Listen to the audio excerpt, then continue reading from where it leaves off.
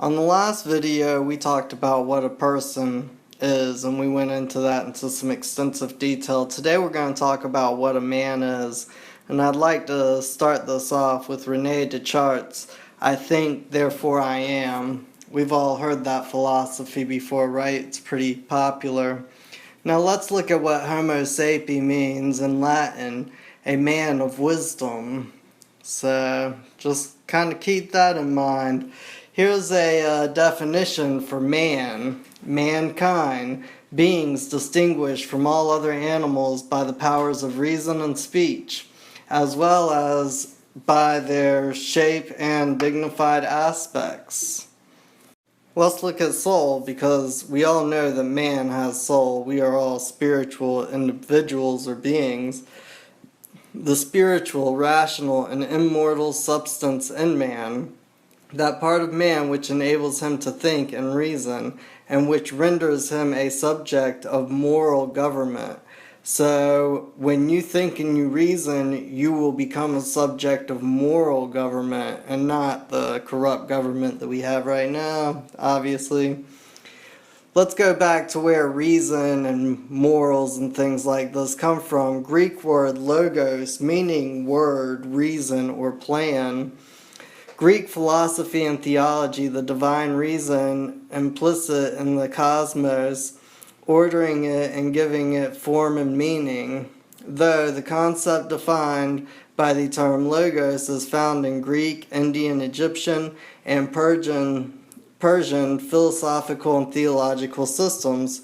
It became particularly significant in Christian writings and doctrines to describe or define the role of Jesus Christ as the principle of God active in the creation and the continuous structure of the cosmos, and in revealing the divine plan of salvation to man.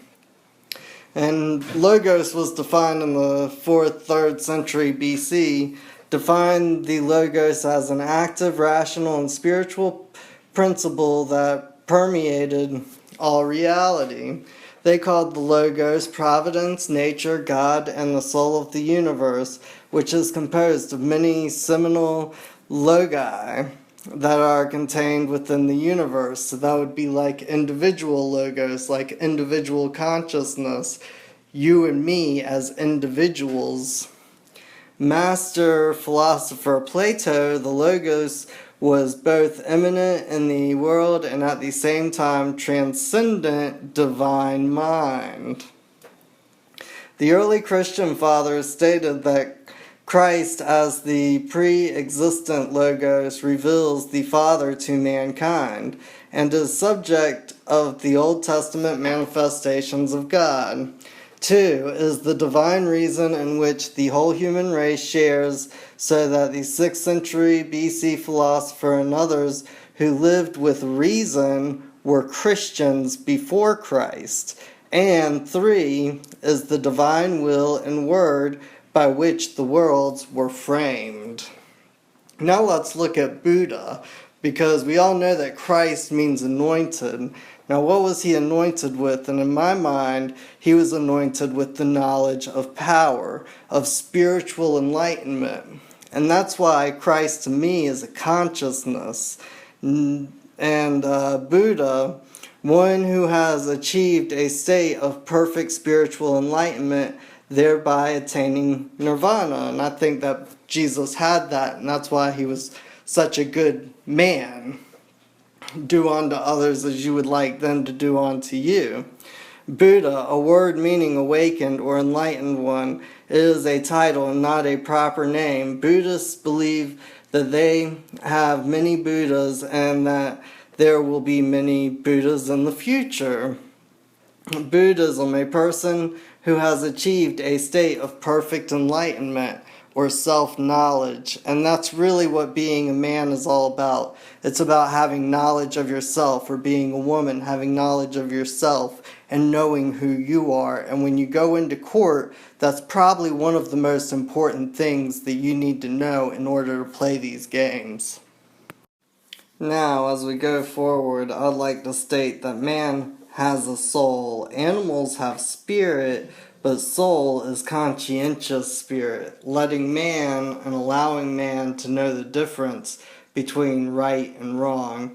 And like I was saying in my last video, I believe this to be a spiritual war on the soul, and I have many different reasons for that. Right now I'm going to read Luke 17:20 through 23. And when he demanded of the Pharisees when the kingdom of God should come, he answered them and said, The kingdom of God cometh not with observation. Neither shall they say, Lo here, or Lo there, for behold, the kingdom of God is within you. And I believe what he's saying here is that you're not going to observe the kingdom of God. If you're going to wait around and wait for it to happen to you, it's never going to happen. You have to find the kingdom of God within inside you. You have to find your soul, your core being, who you are. And he said unto the disciples, The days will come when ye shall desire to see one of the days of the Son of Man, and ye shall see it not. And they shall say to you, and they, the Pharisees, shall say to you, See here, or see there. Go not after them, nor follow them. And I believe what he's saying here is that if you want, when the day comes when man yearns for a day of the Son of Man, which I would interpret as all people acting with the same compassion and the same thought process as the Christ or Christ consciousness or as the Buddha, you won't see it yet. You're going to have to come together, and you're going to have to avoid the distractions, the media, the other things that are going on trying to distract you from who and what you really are. So you don't need to follow these things. You need to follow your heart and your soul.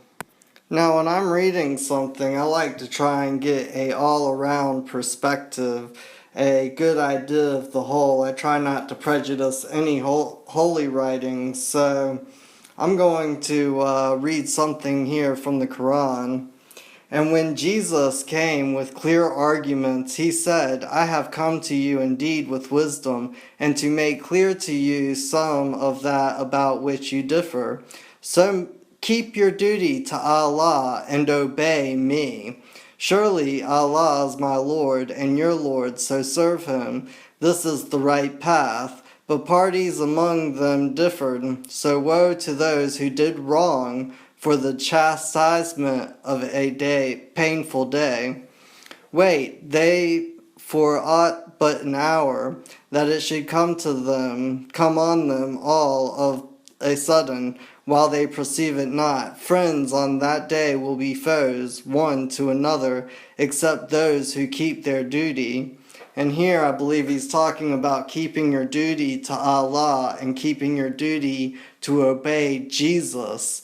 See, a lot of Christians don't even know that Jesus is the most quoted prophet in the Quran. And in their Bible, the Muslims, it says that they have a duty to serve Jesus.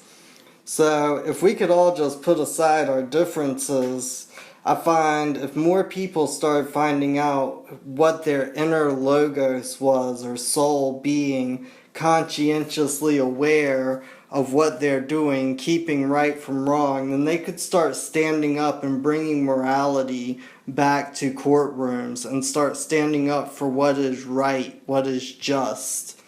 And if people did this on an individual basis, if people left the system like I was talking about in firing your representative and how to reclaim your rights, and started working within their own little patches of society to get justice inside courtrooms, after that, I believe that we could all come together as separate sections or units or individuals to form a body politic in which we could have a collective solution to overcome these things that are happening in the world, where we see a very small minority amount of people who are controlling the policies, the economics, the health care, and pretty much everything of the mass of people in this world, not just this country, but this world.